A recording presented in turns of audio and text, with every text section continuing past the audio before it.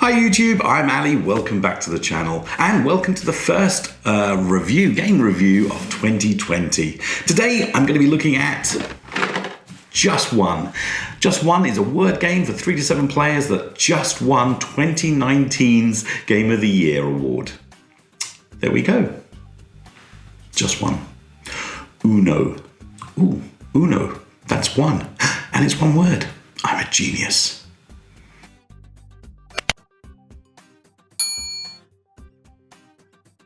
So if you've seen the channel before, then you should know that we're pretty methodical on this channel. I am pretty methodical on this channel, and that's true for game reviews as well. I'm going to start by just covering very quickly the premise of the game. We're going to look inside the box and see what components you get. I'm going to run through, not quite the rules, but enough for you to understand what the game's about. We're going to have a look at a game in session so you get a good feel for what's going on. And then I'm going to move into a description of the actual game in sort of technical terms and mechanics in terms of whether it's suitable for a particular kind of player or not. And hopefully from that information you'll be able to work out whether this game is for you. And then I'll sum up with a little chat about what I personally think about the game, any changes or any rule amendments I've had to make when playing, and anything else I think you need to know. And that's it. That will be the review. So enough talking about what's going to happen. Let's actually get on with what should be happening. And we'll start with our premise. What is the premise of this game? Well, it's very straightforward. You're trying to get to 13 points. How do you get points? You get points by correctly identifying, guessing, or deducing the mystery word each round. Each round, a different player will try to guess, and the rest of the players are all working as one to help that individual guess correctly. How do you guess and exactly what happens? Well, we'll come on to that in the next section. But the basic premise is to get as close to 13 points as possible by correctly identifying mystery words. Okay, so what do you get in the box? Well, here is the box. It's a nice small box, which is awesome. I do like medium-sized boxes or small boxes for games. I'm just going to take the lid off, and straight away you should be able to see that we get a rule book here. The rule book is quite compact. It's only a couple of sides, and the reality there is that that's all you need. They're the 13 points, and it kind of gives you a little grading there of how well you're doing when you play the game. Again, I'll move the instruction book out of the way. One of the key elements in this box that you get is a deck of cards, 110 of these, with just one on the back, and on the front, most importantly, you get your list of words. Each of these cards has a similar list of 5 words. In this case, we've got Poison, Star, Wolf, Jones, and Anniversary. They're colored differently and they're numbered differently as well. So that's that. You also get these 7 plastic easels. They're rather neat. On one side it's plain, and you get a dry what are they called? Dry markers, dry wipe marker pens. 7 different colors again, one for each player, which you can use to write on here. Bon, like that, for example. That's terrible handwriting. Let's pretend I never wrote that. Anyway, so you get that on one side. On the other side, you'll notice, not sure what happened there. On the other side, you'll notice that there's a lip. That lip is designed to house one of those cards. So there we go. You can see that that's how that's being used. You've got the card lip on one side. On the other side, you've got a flat surface that you can write on. And like I said, you get 7 of those. Now, going along with those 7 of those are these 7 pens. And that is actually the whole contents of the game. There we go. Perfect. Okay, so here I've set up a game for 4 people. The way the game is set up is that you count out 13 cards. So you shuffle your big deck of 110 cards, count out 13, and lay them face down in the center of the table. Everyone then gets an easel, a colored pen, and points their ledge side inwards. There we go. Let's pretend the game starts with me. I would then draw the top card, turning it away from me, place it onto the ledge there so that everyone can see what's there. I'm going to move this up a little bit so you can see. And I would have, so everyone's got that view. They can see the card, the 5 words there. I, as the active player, cannot see that card. But I do get to call out a number. In this case, I'm going to call out number 3. Now, everyone else now knows that the word I've chosen is the third word, which is Simpson. What everyone then does is write down on their clear side a single word they think will help me recognize and guess the word Simpson. Blue player decides to write that word. I don't know why I'm keeping it a secret, because it's only you and me listening. Let's say red player goes in with Homer. And the first thing that occurs to the purple player is the word Marge. So there's me writing all those words out there in terrible handwriting. Now, you can't quite see them just yet, but that's okay. The reason you can't see them is because they're all pointing towards the players. Once everyone has written a word, they ask the active player, the guy who's guessing, to close their eyes for a while.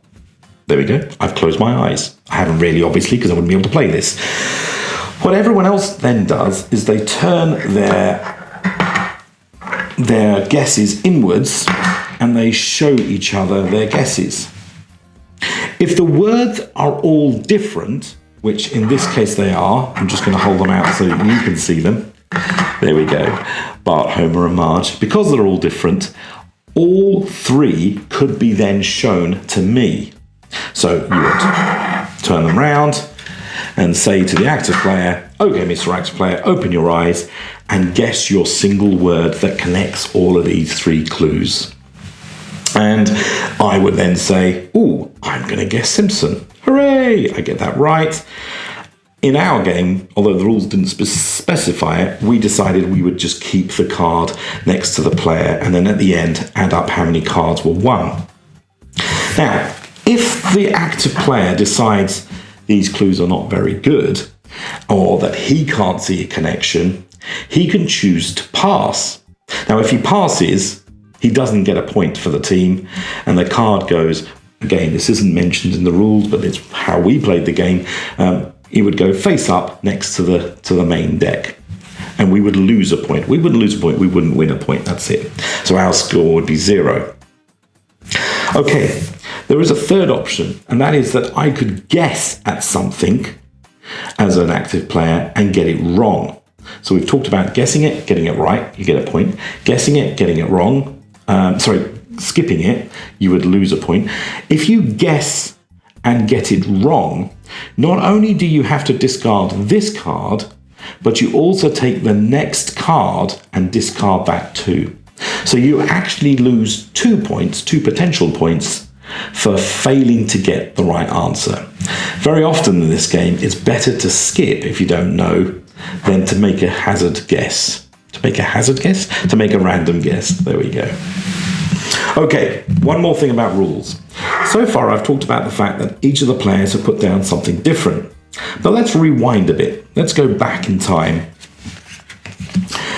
to the point where we're just writing down our answers. And let's say Blue, also, his first thought is also Homer Simpson. When we ask the active player to close their eyes whilst we confer, Blue and Red realise they've got the same word. Because they've got the same word, neither are shown to the active player. The only word in this scenario that would be shown when we ask the active player to open his eyes is the word Marge. And that's where the challenge, that's where the novel aspect of this game comes in. You disregard any words that are the same or of the same family. In the example given in the instructions, prince and princess, for example, are of the same family. So if someone had written prince and someone had written princess, neither of the cards would be shown. Now, at the time of conferring, you can also, as a team, decide that something may be too tangential or too confusing to show. So if we went in and wrote, say, bar, thinking, well, Moe's Bar, Moe's Tavern, that's a clue. And then we had the word, let's say, Bart here. So Bar and Bart. Moe's Bar, Bart Simpson, Homer Simpson. It may be that the team decide Bar is just too confusing a clue and it's not effective when compared with Bart and Homer. If the active player was to just see these two, they would probably get the clue. But if they were only to see the word, or if they were to see all three, that might throw them a curveball. The team can decide to not show that as well. So in this example, for the sake of argument, the team have decided just to show Bart and Homer. And when I, as the guessing player, as the active player, look at those two, I might be able to hopefully deduce that the answer is going to be Simpson. And if I do, I get to keep the card. There we go. Simpson, I get to keep the card. Brilliant. And that really is it. That's the game. We go around all the way through until we burn through the deck and then add up how many cards we have. Just so you know, when we played this, and we played this a fair number of times, we didn't actually get higher than 11, and we were pretty damn chuffed with 11. So, not as easy as it looks. For theme, there isn't much to say here, really. It's a word game. Does the game fit the theme? Well, yes, it's a word game. There isn't a huge fantasy world to create. There's no science fiction lives to live. I don't know where I'm going with this. Look, it's very straightforward. There's no theme. Don't worry about it. We're fine.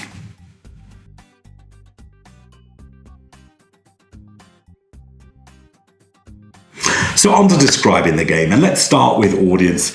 Clearly, this is a game aimed at family play. There's nothing that would warrant it being played only by adults, and I would play with children maybe as young as 6. Although the box says 8, in reality, a 6-year-old plus could probably play this comfortably. Moving on to the number of players, the box says 3 to 7. We played between 4, and then we actually played with 8 players at one stage. And the way we did that is the active player, the guy who's guessing the word, he didn't need to use his easel at that time. So we gave that easel away to an 8th player, and we were able to play without any real impact to the overall game. So it says 3 to 7. Potentially you could play with 8. Did we notice a difference? Was there a sweet spot, any particular number? No, not really. It's an odd game. It's one of those rare games, I think, where you could literally play with any one of those numbers because you cut down the number of answers you're going to be giving. It's built into the gameplay. So I think anywhere between 3 and 7 and you're golden. 3 and 8 maybe, and you're golden. There we go. Okay, let's go on to game duration. The game duration really comes down to... I would say it comes down to the number of players. It goes up with the number of players. Our first game took 25 minutes, and the last game that was with 4 people. So we went round and played a game for 25 minutes. And the last game we played with 8 people, and that took just under 40 minutes. For type of game, this is very much a card game, I would say, augmented with those little easels and pens. It doesn't require a board. Is it something you could play during travel? Yeah, probably. You need to just hide your answers as part of the game from the active player. So long as there's some way of conferring with other players, I think you're good there. Moving on to depth. Okay, this is not a deep game at all. It's a very straightforward game. It's a quick game. It's what people would refer to as a party game, perhaps. Are there any extensive rules here? No, it took us maybe less than a minute to actually read the rule book, and it took around about that time to explain the rules to someone as well, to the other players. Now, by my definition, anything that takes under a minute is regarded as a simple game, and that's what I'm calling it. In terms of skill versus luck, well, I think there's a fine balance here. There was a little bit of luck in just choosing the right words.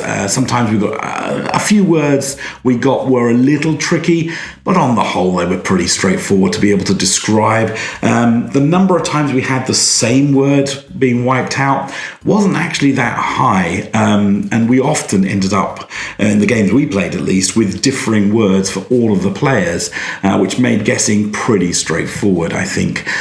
So in terms of skill versus luck, it's probably equally balanced. That's what I'll call it. Interactions, well, this was, as I said right at the beginning, a cooperative game, very much so. and you played as a single team, all trying to get to those 13 points. Now, when it comes to mechanics, I think there's probably around 3 separate mechanics. The first and most obvious one, I think, is pen and paper. Now, I know that this was originally missed out from my own personal list of what makes up a mechanic for a game, but I think I should really include it. So I'm going to call pen and paper out as my first one. And then the other 2, well, I went for player judgment because I think there's an element of players making a judgment call as to whether or not a word should be included. And then the third one was simultaneous play. This isn't a game that has a lot of downtime. Everyone's active at some point. You're either guessing the word or you're writing down the word. So I kind of felt that simultaneous play was a deserved mechanic to be included here. Okay, final section. Did I actually like the game? In short, I think the answer is yes, I did like the game. Did it deserve to win 2019's Game of the Year? I don't think it did, actually. I think there were more deserving games out there with more groundbreaking mechanics and more fun gameplay than just this game. And I think there was a bumper crop to choose from as well. Now, me being me, I'm a bit more methodical than just saying what I think. I want to give you explanations of how I arrived at that conclusion. And although I've been talking about the mechanics and how to play and the setup, this last section is going to touch upon 5 questions that I ask myself whenever I play a game, which usually is a pretty good indicator for me to determine whether or not I like this game. So let's go through those questions quickly now. So question 1, did I take meaningful decisions during gameplay? I.e., did I choose to do something that affected the outcome of the game? And I would say yes, if you regard making guesses on words or writing down the right words for my teammates counts, and I think it does. Question 2, are there multiple ways of winning this game? Well, actually there aren't. There's only one way of winning, and in fact you don't really win. You're just trying to compete to get the highest number you can. So I'm going to say no for that. Question 3, was skill and luck balanced? Now, what I mean by this in this context is if I'm a seasoned player of the game versus a new guy, or if I'm feeling incredibly lucky, or if I'm really skillful, I know the whole of the dictionary inside out, am I at an advantage, an unfair advantage? And I would say no. Overall, I think skill and luck were balanced well in this game. In terms of engagement, which is question 4, was there much downtime? Did I stay engaged? And I would say yes to this again. I think the gameplay was quite quick. I was always doing something, either guessing a word or thinking of a word. So that was quite good fun. And question 5, was the iconography clear and the text legible? And I'm going to have to say yes, it was. I think the cards were printed out really well. There were different colors for each question, different numbers for each question. It was very clear what to do in the instructions.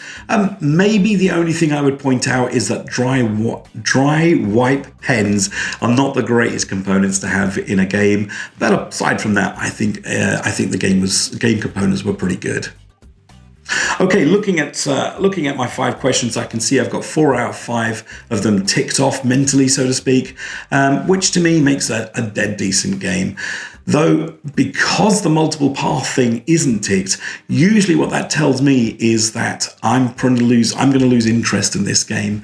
Because there's only one way of playing it and only one way of winning it, I'm probably going to play it a few times and then lose interest. That's just me. There we go. That then is my entire review. It's been a little longer than I was expecting it to be, so apologies from that, but I'm hopeful that you found it entertaining and informative. And if you did, please consider subscribing to the channel, or at the very least giving me a like on this video. For now then, and as always, take care YouTube. Until next time. Ooh, just one. Second board game review done.